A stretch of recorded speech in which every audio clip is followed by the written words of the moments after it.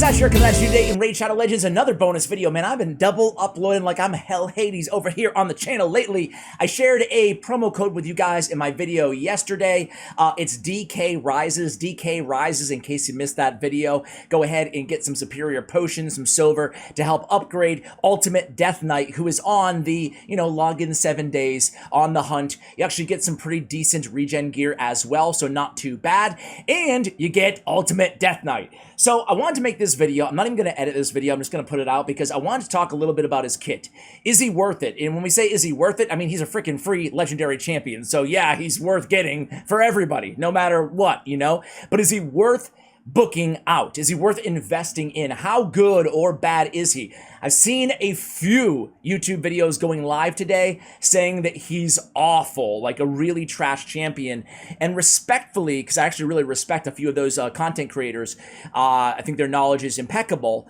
But I think that maybe some people are jumping the gun a little bit and looking too myopically pertaining to how useful is he going to be in the end game. And even in the end game, I think this dude might have some pretty cool use cases. So suffice it to say, I'm actually a lot higher than most people are on this champion. Now, let me just pause here and say that he's not like an S tier, top 5, top 10, top 20 champion in the game. I'm not saying that. I'm just saying that this guy's going to help a lot of accounts out there is my gut. It's one of those kits that, it's going to take a lot of experimentation and nobody has them right now. So it's hard to say without actually using these champions definitively if they're really good or really bad, okay? So let's talk about his kit really quickly. He's a defense-based champion. He's Force Affinity. And I have to say, Ultimate Deathknight, you're looking good, bro. But, man, I feel so bad for Deathknight, man.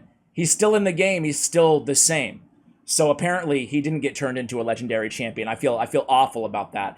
But anyway, he's Force Affinity, which is cool. He's defense-based with a healthy amount of base defense, 1421. It's basically exactly what we look for from a legendary champion. A lot of HP as well in 20k. Let's start with the aura. He has defense in all battles by 30%. So already, that's going to help out a ton of players, right? Defense, all battles 30.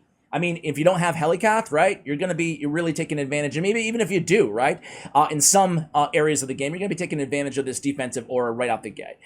So on the A1, we have a 50% chance to provoke. The chance increased to 55 against legendary champions. So, the legendary champion thing, whatever. It is what it is. But the provoke is a pretty dependable provoke on the A1. So definitely can get utility out of like Magma Dragon as an A1 provoker. On the A2, or against Hydra, right? On the A2, we have an AoE attack on a 3-turn cooldown, 100% decrease attack, and then also a fear 100% on each legendary champion.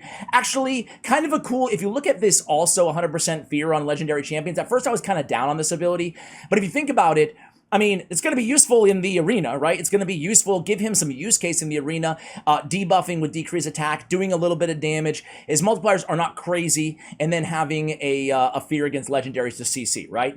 On his A3, we get a shield and a continuous heal on all allies for 2 turns. The shield is proportional to this champion's defense, so not his damage, but his defense. Again, we've seen abilities like this on Helicath, on Valkyrie. It's not going to be the most insane shield in the game, certainly far from it. However, it's going to be a really solid ability, a solid support ability, especially think of players who have only been playing for 2, 3, 4 months getting their hands on a champion like this, and we're not even done yet, Like this is impactful, right? Continuous heal and shield on a 3-turn cooldown. And I want to pause here and look at his books. Only 2, and they go right to cooldown. Here, 5 levels, only 4 books. 1's a cooldown, and 2 are getting the chance to 100. And then the 1, only 5 levels, so 4 more books. So we're looking at like 4, 8, 10 books on this champion. I've seen a lot worse. Is it the best? Is it ideal? No, I mean, ideally we'd like, 5, 6 books. But I have to say it's reasonable because I always kind of fear, that when they introduce one of these free champions, they're just going to, sure, the champion's free, but it's going to cost you like $500 to max them out because you're going to have to pay for 1,000,000 books. I think it's a pretty reasonable requirement on books. So when we get to his passive, too awesome to die. No cooldown on this ability, which makes it very interesting. Whenever an ally is attacked, has a 100% chance of completely blocking one hit. Decrease incoming damage to 0. This champion received that damage instead. Wow. This chance decreases to 50% against bosses and does not work if the attacker, if the attack on the ally was an AoE attack. So listen, Whenever an enemy is healed, heals his champion by 20% of that heal. It's kind of an interesting add-on there, right? So a pretty decent heal built into the first passive, 2 passives on this champion. One of those rare champions like Little Miss Annie and Necrit the Great with a whole 6 ability slots filled there on the right.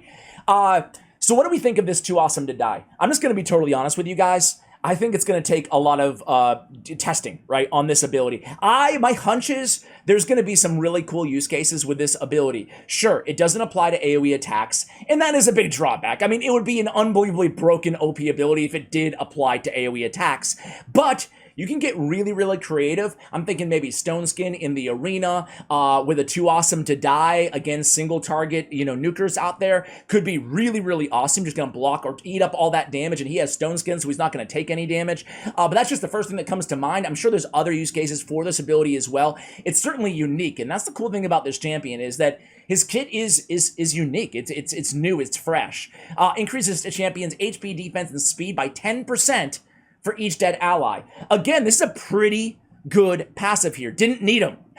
HP, defense, and speed by 10% for each dead ally. That's pretty interesting as well. And then we already talked about the aura. So guys, I'm not going to make this video super long. I do have a longer one coming out later on tonight about Nekmothar, if I can say the dude's name right, who might be one of my favorite champions in the game, like totally right now. Just insanely good champion. Even if you don't have him, I would love if you guys checked out that video because we're going to have a lot of fun with that champ and really kind of get into what makes him so special on his kit. So Ultimate Deathknight, guys, TLDR, I actually think he's serviceable for a lot of players, okay? Kill me in the comments, roast me in the comments. I'm not trying to overhype him, just trying to be real and share my real opinion with you guys. Hey, thank you so much for watching. Let me know what you think of Ultimate Deathknight, and have a great day. And as always, take care, guys.